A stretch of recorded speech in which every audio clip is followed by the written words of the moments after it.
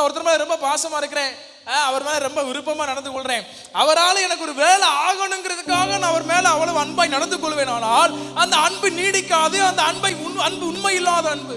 இன்னைக்கு நீங்கள் நானும் ஆண்டவர் மேல வச்சிருக்கிற அன்பு எப்படி இருக்குன்னா, ஒரு காரியம் நடக்கணும் அப்படிங்கிறதுக்காக அன்பு கூறோம். பாருங்க, ரட்சிக்கப்பட்ட புதுசுல உலக ஆதாயங்களை மனதில் வைத்து தேவனை நம்பி இருக்கலாம், தவறு இல்லை. ஆனா ரட்சிக்கப்பட்டு பல வருஷங்கள் ஆச்சு, இப்பவும் ஏதாச்சும் நல்லது நடந்தா தான் என் மனசு கழி கூர்ந்து அவருக்கு நன்றி சொல்லும், அன்பு கூறும். நான் விரும்பினது நடக்கல அப்படின்னா என் அன்பு தணிந்து போகும் என்றால் இன்னும் காரியத்துக்காக ஆதாயத்திற்காக தேவனிடத்தில் அன்பு கூறுகிறோம். இதுல கைப்பிடிச்சு கேளுங்க, உண்மையா அன்பு கூறுறீங்களா?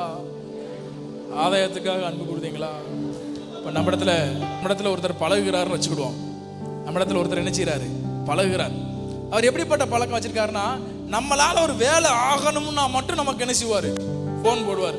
நம்மளால ஒரு வேலை அவருக்கு ஆகணும்னா மட்டும் நம்மளை வந்து பார்க்க வருவாரு.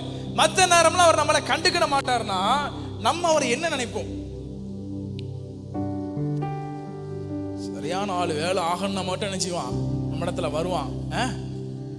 சுயநலவாதி, வேலை ஆகணும்னா காரியம் நடக்கும்னா மட்டும் நம்ம இடத்துல வரான். வெங்கிட்ட பழக்க வழக்கத்தை என்ன செய்யக்கூடாது?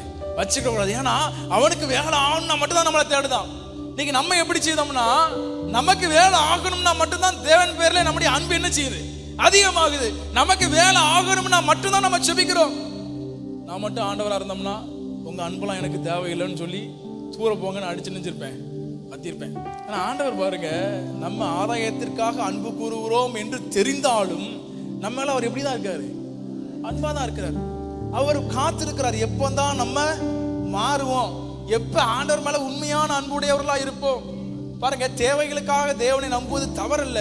ஆனா தேவைக்காக மட்டும் நான் தேவனை நம்புவேனானால், வசனத்துல வாசிக்கிறோம், இம்மைக்காக கர்த்தர் மேல் நம்பிக்கையா, இம்மைக்காக மாத்திரம் கர்த்தர் மேல் நம்பிக்கையா இருக்கிற மனுஷன் எல்லாரை பார்க்கலும் பரிதபிக்கப்பட்டவனா இருப்பான். பாருங்க, அன்பு குறைஞ்சு குறைஞ்சு ஏறுதுன்னா, தேவை சந்திக்கப்பட்டா ஏறுது, நினைச்சது நடக்கலாம்னு நினைச்சது குறையுது. இது உண்மையான அன்பா இருக்க முடியாது.